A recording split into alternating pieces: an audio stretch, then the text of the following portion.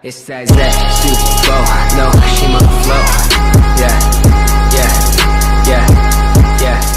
it's that super flow. You may be wondering what's the difference between WordPress.org and WordPress.com, and you certainly wouldn't be alone in doing so.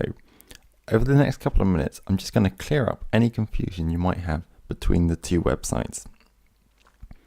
WordPress is web software which you can use to create beautiful websites or blogs, and it is the software which powers the website itself. WordPress, the software, is open source and freely available for anybody to use. In a nutshell, WordPress.org hosts the open source software itself, which anybody can download and use on their website, whereas WordPress.com is a commercial website which offers a hosted version of WordPress, which is initially free but has various paid-for add-ons.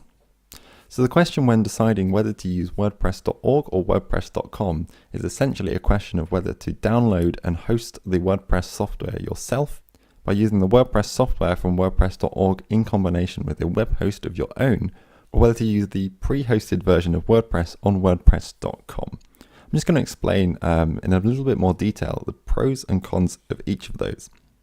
So a self-hosted version of WordPress, which you can get from WordPress.org, offers you complete control over your website, and it hosts your content on your terms. You're in complete control of everything on your website.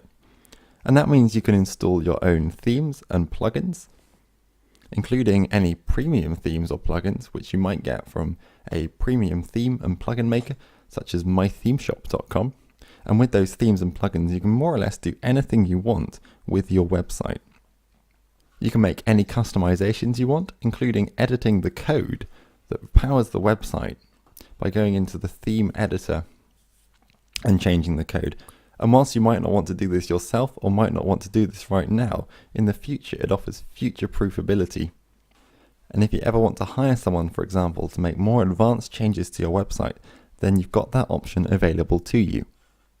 However, using the self-hosted version of WordPress requires that you have your own web hosting and also your own domain name or website address.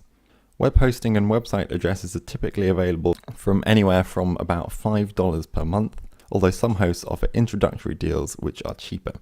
You're also responsible for things such as backup and security of your own site, although some managed hosts are available which will handle this for you, but they are more expensive. So with more control adds more responsibility. With using a self-hosted version of WordPress, you can change literally anything on your site, but you do also need to make sure you keep your site well maintained. WordPress.com, however, offers free usage of a hosted version of WordPress, which is very fast and easy to set up.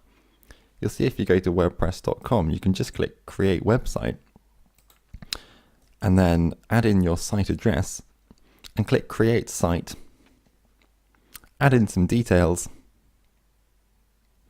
click Next, choose a design, and then you've got your website set up in only a couple of seconds. WordPress.com is very fast and easy to use. However, the free version only includes a website address which includes .wordpress.com in the URL. So for example, your blog might be myblog.wordpress.com. You do have the option to use your own website, for example, myblog.com, but doing so does come with a yearly fee, similar to how it would with a self-hosted version of WordPress. And indeed, there are a number of premium options, including more web space, support for audio and video, and more customization, but these are typically more expensive per year than the equivalent functionality using a self-hosted site. Some plugins are included with WordPress.com, including things such as website statistics and a comment and feedback form. And you do have the option to buy some upgrades, but you can't install your own plugins to add functionality. The only functionality offered on WordPress.com is that which is built in.